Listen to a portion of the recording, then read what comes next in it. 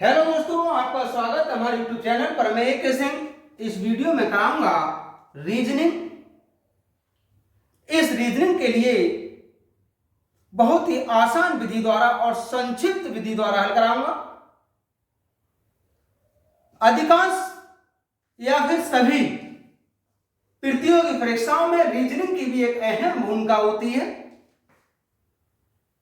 हम अगर किसी भी कंपटीशन में रीजनिंग को बहुत कम समय में हल कर दें तो समझ लीजिएगा कि और पोर्शन करने के लिए समय हमारा बच जाएगा। तो दोस्तों, चाहे वो यूपीएससी का एग्जाम हो, एसएससी का हो, बैंक का हो, रेलवे का हो, एलआईसी का हो या और भी बहुत सारे एग्जाम्स हैं, सभी एग्जाम्स में रीजनिंग का पोर्शन जरूर पूछा जाता है। इसलिए इस रीजनिंग के पोर्शन को मैं बहुत ही आसान और सरल विधि द्वारा हल कराऊंगा। जैसा कि दोस्तों, ये रीजनिंग का मतलब तर्क शक्ति।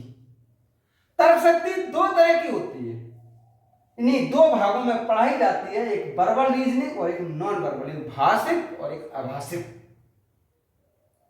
दोस्तों, वर्बल रीजनिंग तीन भागों में पढ़ाई जाती है, एक लॉजिकल, एक मैथमेटिकल और एक एनालिटिकल। और नॉन वर्बल रीजनिंग अकेले ही होती है। इन तीन पोर्शन में से हम पहले लॉजिकल का पोर्शन लेकर चलेंगे और इस लॉजिकल रीजनिंग के पोर्शन से पहला ही चैप्टर लेंगे, सदृशता। दोस्तों, ये जो एनालॉजी है, सदृशता या एनालॉजी का मतलब होता है समानता। अगर हम कहें कि भाई सदृशता क्या है, किसे कहेंगे? दोस्तों, बहुत ही नॉर्मल सा चैप्टर है, आसान सा, और इस चैप्टर से प्रत्येक एग्जाम्स में कोई ना कोई क्वेश्चन जरूर पूछा जाता है। सिर्फ रीजनिंग हमारे दिमाग की तर्क शक्ति, कितना सोच सकते हैं हम, इसी के ऊपर बनाई हुई होती है। इसलिए मैं बहुत ही सरल तरीके से हल कराऊंगा, जिससे कि हमारे दोस्तों को ये रीजनिंग का पोर्शन भी बहुत आसानी से समझ में आ सके। सदृशता या एनालॉजी का मतलब क्या हुआ दोस्तों? समानता। अगर हम किसी भी वस्तु, शब्द, अक्षर या संख्या के अन्य वस्तु, शब्द, अक्षर या संख्या से गुण, रूप, आकार, प्रकार, लक्षण आदि में किसी भी प्रकार से प्रदर्शित निहित समानता हो तो उसी को बोला जाता है समान सदृशता। कहने का मतलब क्या हुआ? अगर किसी भी वस्तु का रंग रूप किसी दूसरी वस्तु से मिले, या आकार किसी दूसरी वस्तु से मिले, या लक्षण दूसरी से मिले, तो वही होती है समानता या सदृशता। दोस्तों, सदृशता को भी, इससे संबंधित क्वेश्चनों को चार प्रकार से पूछा जाता है। शब्द सदृशता, इन शब्दों की समानता हो सकती है। शब्दों में पर्यायवाची भी हो सकता है, विराम शब्द भी हो सकता है, राज्य की राजधानी भी हो सकती है, देश की राजधानी भी हो सकती है, या इकाई के यंत्र भी हो सकते हैं, किसी के मात्रक भी हो सकते हैं। अक्षर समानता और संख्या समानता और अक्षर संख्या समानता, यानी चार तरह से क्वेश्चन इस सदृशता से संबंधित पूछा जाता है। तो दोस्तों, अभी इसके एग्जाम्पल्स देकर के हम समझाते हैं और फटाफट समझ में आ जाएगा। बहुत आसान सा एक चैप्टर है ये, देखते हैं आगे।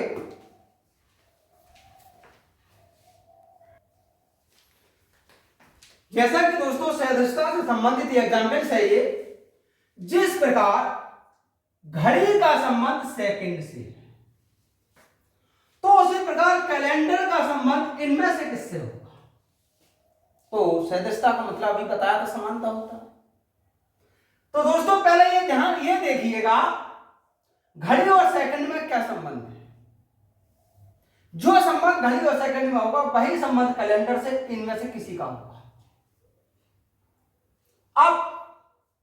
हमें ये ज्ञात हो रहा है कि घड़ी में सबसे छोटी जो इकाई होती है वो सेकंड ही होती है, क्योंकि सेकंडों को इकट्ठा करके मिनट, मिनट को इकट्ठा करके घंटे, तो इसका मतलब सबसे छोटी इकाई क्या हुई?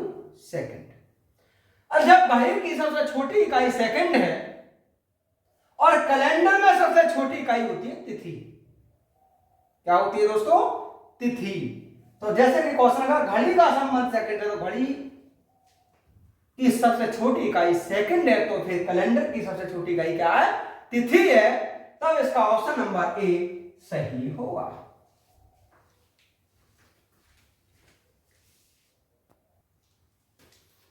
जैसा कि क्वेश्चन ये दिया है दोस्तों, बुद्धि, मूर, जल, फिर इनमें कौन सा सही होगा? तो बात यह है कि बुद्धि के बिना कोई भी व्यक्ति मूर्ख होगा, तो भाई जल के बिना क्या होगा? रेगिस्तान। तो इसका भावुक, धनवान, ये तो कुछ होगा नहीं आंसर, तो क्या होगा? जल के बिना रेगिस्तान। जैसे कि इसमें हम हमेशा इनों में संबंध देखें, बस क्या रहेगा? जो इस भाग में संबंध होगा वही इधर वाले भागों में संबंध होगा। जैसे घर, कमरा, विश्व, फिर क्या होगा?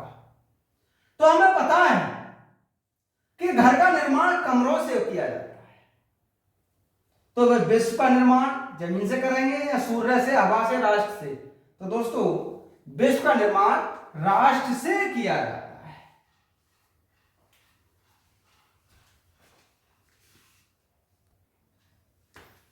नेक्स्ट क्वेश्चन है दोस्तों, जैसे कि AZW, GFC, LSM, अगला क्या हो जाएगा?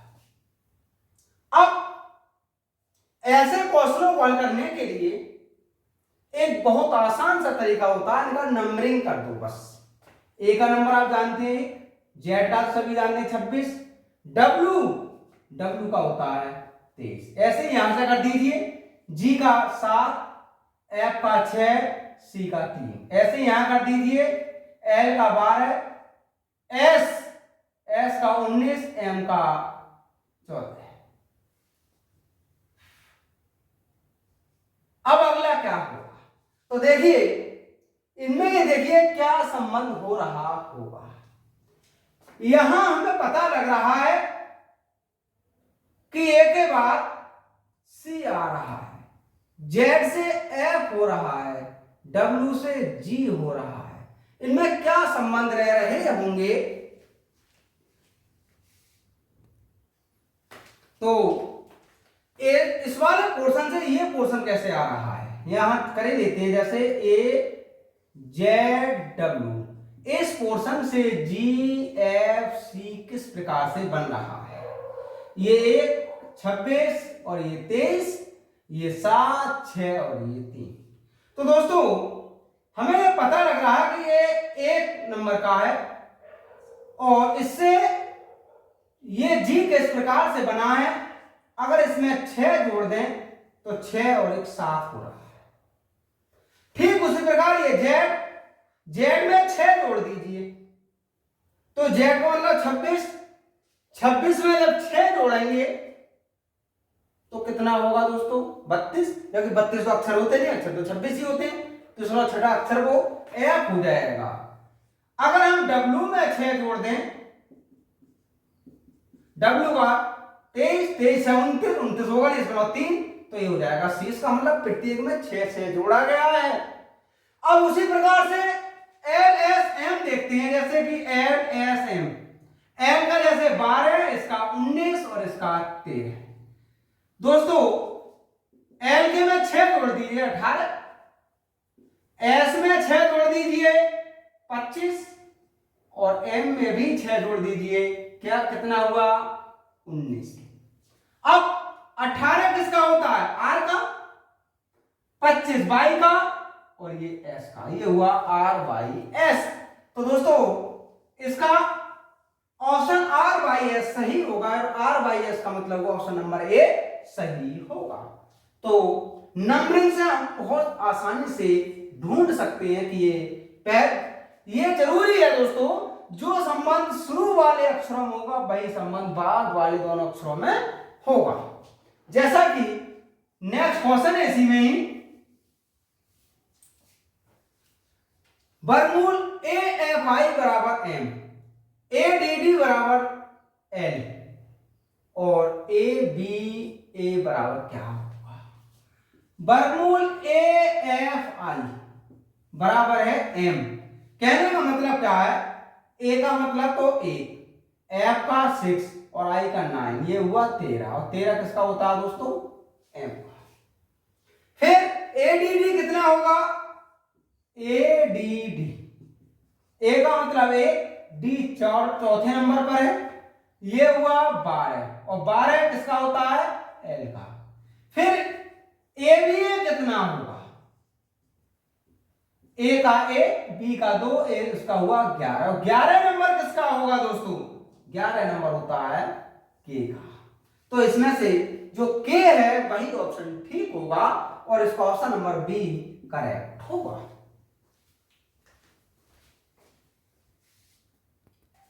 नेक्स्ट क्वेश्चन है जैसे दोस्तों, BJNT CIOS DFEB अगला क्या होगा? तो जैसे ये दिया है BJNT और CIOS, ये कैसे बने हैं पहले ये देख लो बस।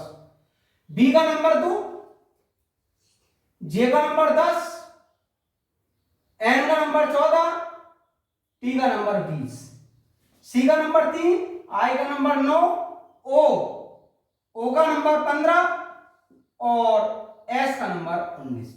देखिएगा यहां से B के बाद C आया है, इसका मतलब एक बढ़ाया गया है, लेकिन J के बाद I आया है तो इसका मतलब एक घटाया गया है, N के बाद O आया है तो इसका मतलब एक बढ़ाया गया है और T के बाद यानी 20 के बाद 19, T के बाद में S आया तो एक घटाया गया है।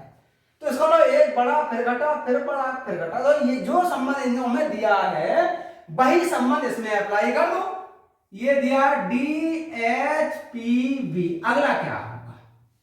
तो दोस्तों पहली बार में एक बढ़ाया गया है, इसका नंबरिंग क्या होगा? पहले D का नंबर तो आपको जानते हैं 4 है, H का 8 होता है, P का 16 होता है, V का 22 होता है। तो इसका मतलब अगला नंबर 5 वाला होगा जो भी अक्षर होगा।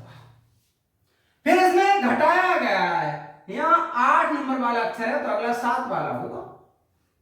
फिर एक बढ़ाया गया है, यहां 16 वाला अक्षर है तो यहां पर फिर 17 वाला होगा और 5 7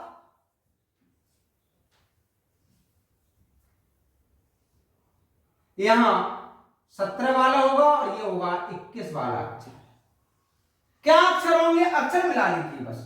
5 नंबर ई का, 7 नंबर जी का, 17 नंबर क्यू का, 21 नंबर यू का। तो ई जी क्यू यू। अब देख लीजिए इसमें कहां पर रहता है ई जी क्यू यू, इसका ऑप्शन नंबर ए इसका बिल्कुल सही होगा।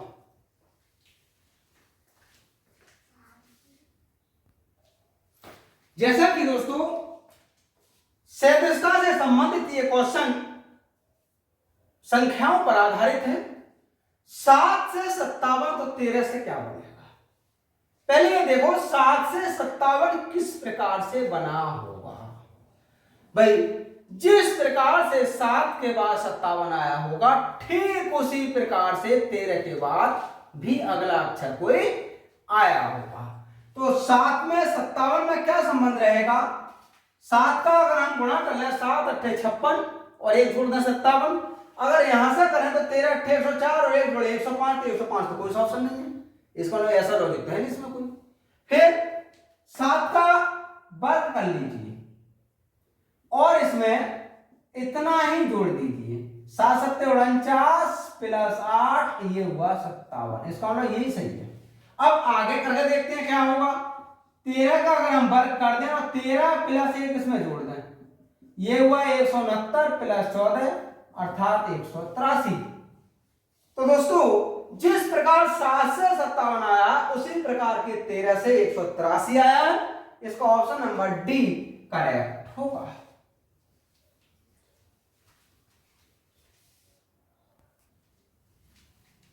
नेक्स्ट क्वेश्चन है दोस्तों 23 531 27 अब क्या होएगा तब जैसा कि 23 से 731 कैसे आया होगा।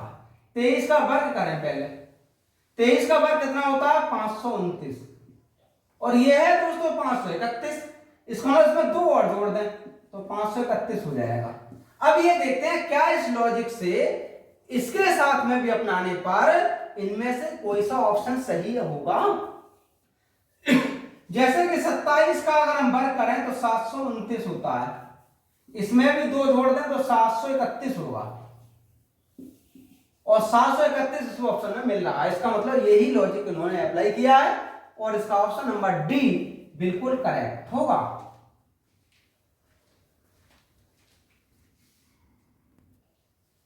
जैसे नेक्स्ट क्वेश्चन है दोस्तों 1 8 कितनी संख्या हो और यहां पर 64 आ जाए तो बहुत सिंपल सी बात, 1 का घन 1 होगा, 2 का घन 8 होगा और 4 का घन 64 होगा। इसका मतलब यहां 3 का घन रहेगा और 3 का अगर घन करें तो क्या होगा 27। तब यहां पर जो शब्द छूटा है वह होगा 27 और इसका ऑप्शन नंबर सी सही होगा।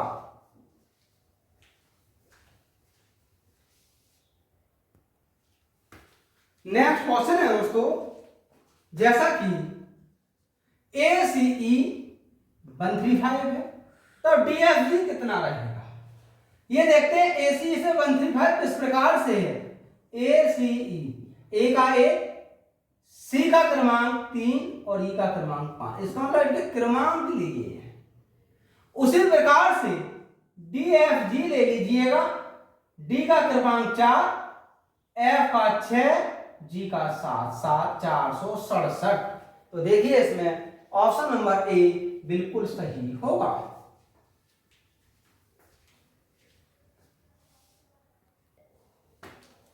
नेक्स्ट क्वेश्चन है दोस्तों 7 15 31 के समान हुआ है। इन ये जो ग्रुप दिया है एक सेट दिया है बनाकर, पूछना चाह रहे हैं इस सेट के समान इनमें से कौन सा सेट होगा। तो पहले ये देखो कि सेट के अंदर जो अंक दिए हैं इन अंकों में आपस में क्या संबंध है। जो संबंध इन सेट के अंदर वाले अंकों में होगा वही संबंध हम इन सेटों के अंकों में ढूंढ लेंगे और जो इसके समान बैठता है समझ लीजिए वही इसका आंसर होगा।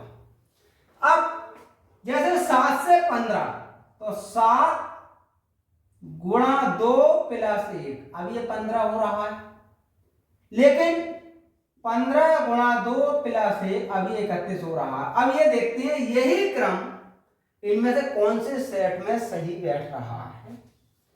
जैसे 6 गुणा 1 6 गुणा 2 प्लस 1 13, ये ए सेट है, ये तो सही बैठा है। अब 13 गुणा 2 प्लस 1 ये हुआ 27, जबकि है या 21, इसका मतलब ये वाला सेट तो नहीं है। बात सही है ना बिल्कुल। अब बी सेट देखते हैं, इसलिए बी में क्या परेशानी हो रही है।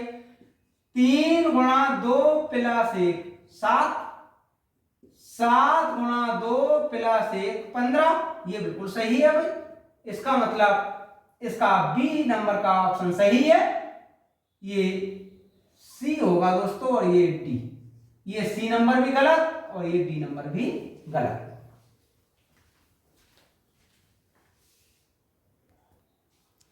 नेक्स्ट क्वेश्चन है जैसे दोस्तों ये एक सेट दिया है हमें 8 3 2 का, पूछना था ना इस सेट के समान इनों में से चारों में से कौन सा सेट होगा। तो पहले ये देखो कि जो सेट के अंदर जो अंक दिए हैं इन अंकों में आपस में क्या संबंध होगा। जो संबंध इस सेट के अंदर वाले अंकों में होगा वही संबंध इस सेट के अंकों में होगा। अब 8 3 2, तो 8 से 3 तो ला नहीं सकते, हम इधर से ला सकते हैं। अगर हम 2 का वर्ग कर दें 4 होगा, 1 कम कर दें 3 हुआ। अगर 3 का वर्ग कर दें 9 और 1 कम कर दिया 8 हुआ। इसमें सेट। अब ये देखो क्या इस नियम से ही इनमें से कोई सा ऑप्शन सही बैठ रहा है। मान लीजिए बाई चांस ये इस नियम लगाने पर इनमें कोई सा भी ऑप्शन सही नहीं बैठा, तो क्या करेंगे हम? ऑप्शन ऐसा तो नहीं कि चारों गलत है, ऑप्शन तो कोई सही होगा। फिर हम अपना नियम बदलेंगे, हमें ये पता हो जाएगा कि ये जो हम लॉजिक लगा रहे हैं इसके द्वारा इनमें से कोई सा भी क्वेश्चन हल होने तैयार नहीं। जैसे कि ए ऑप्शन है 10 6 5। अगर हम 5 का वर्ग कर दें तो 25 हो जाएगा, 1 कम कर दें तो होगा 24, जबकि है यहाँ 6। तो दोस्तों 6 तो आएगा नहीं, इसका मतलब ए ऑप्शन तो इसका सही है नहीं। बी ऑप्शन देखते हैं 63 8 3। अगर हम 3 का वर्ग कर दें तो 9 और 1 कम कर दें तो 8 हो जाएगा। अगर इस 8 का वर्ग कर दें 64 और 1 कम कर दें तो 63 होगा। इसका मतलब 8 और 63 ये तो मिल रहे हैं भाई। इसका मतलब हुआ कि इसका ऑप्शन नंबर बी सही है, सी भी गलत होगा और डी भी गलत होगा।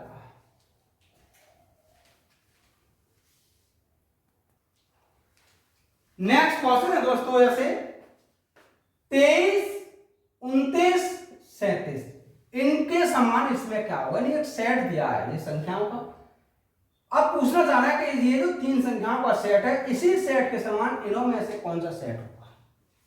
तो देखिएगा इन तीनों सेट में के जो सेट के अंदर 3 संख्या दी इनमें क्या संबंध है? 23 29 37। 23 में 6 जोड़े 29, 29 में 6 जोड़े तो 35, 37 तो होगा नहीं। इसका मतलब ये लॉजिक तो कोई काम कर नहीं रहा। अब हमें एक चीज दिख रही है कि 23 किसी से भी डिवाइड नहीं होता, 29 भी किसी से नहीं होता, 37 भी। इसका मतलब अभाज्य संख्या है। जब ये पूरा ही सेट अभाज्य संख्याओं का दिया है तो फिर इनों में से भी हमें अभाज्य संख्याओं का सेट ही छांटना होगा, क्योंकि इसी के समान देखना है। पहला ए ऑप्शन है जैसे 17 21 29, ये दोनों तो अभाज्य है लेकिन 21 भाज्य है, इसका मतलब ये आंसर तो नहीं होगा। बी में देखिए 31 37 49, ये दोनों अभाज्य हैं जबकि 49 भाज्य है, इसका मतलब बी ऑप्शन भी नहीं होगा। 13 15 23, 13 और 23 तो अभाज्य है जबकि 15 भाज्य है, इसका मतलब ये भी नहीं होगा। 41 47 53, 41 भी अभाज्य संख्या होती है, 47 भी और 53 भी, इसमें तीनों संख्या अभाज्य है और इसमें भी तीनों अभाज्य है। इसका मतलब इस सेट के समान ये वाला सेट हो रहा है, तो इसका ऑप्शन नंबर डी ही सही है।